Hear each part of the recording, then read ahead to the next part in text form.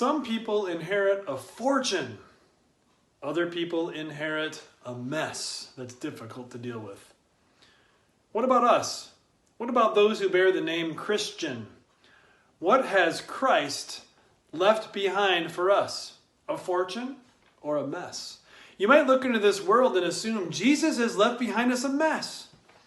Lately here in Texas, there are broken pipes and drywall damage and all kinds of mess. There's political arguing and wrangling that never seems to end. Nothing but mess. There's difficulty in my life. There's financial fears and worries down the road. There's nothing but mess here, Jesus. Why did you leave that behind for me to deal with? But Jesus did not leave us a mess. It's not his fault that the world is the way it is. It's our fault.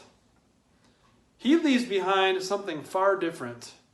And he tells us all about it in John chapter 14.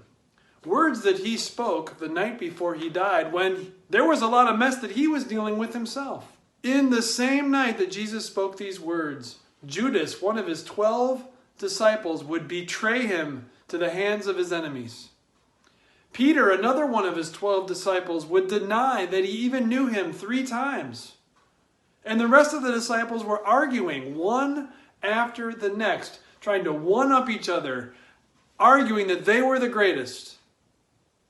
Jesus had a mess to deal with, and here's how he dealt with it. He said words like this, and then he died and rose. Here's the verse for today. Jesus says this, "Peace I leave with you, my peace I give you.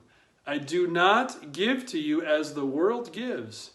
Do not let your hearts be troubled, and do not be afraid." You know how hard it is for Jesus to be able to say that? If you were 99.999999% perfect all your life, God would still say, we got trouble. We got problems. There's no peace here, me and you, because you have sinned, even just one time in your whole life. That means there's no peace between you and God. Jesus is the only one who can rightly say, I have earned God's favor by myself, because of my work, because of my good life.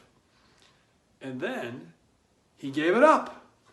He gave up his body and blood, his life and his breath. He died on the cross and he rose from the dead. He ascended into glory. He assures us because he lives, we also will live. And that is why today, with all of our past sins being paid for, with our present situation being safe in Christ, and our future hope being secure in his life, death, and resurrection, he can leave behind for us peace.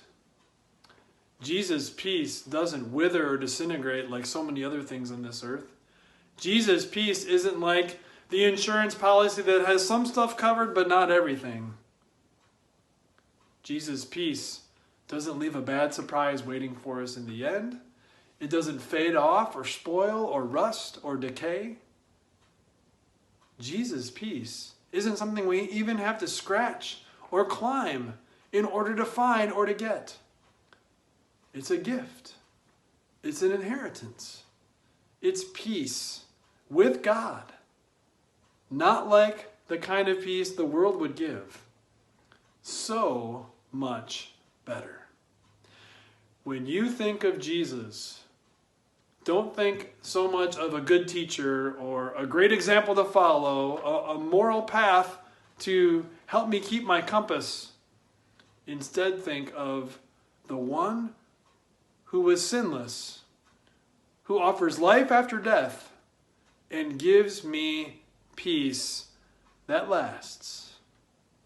God bless you as you get to know Jesus better and better and the peace that he offers you.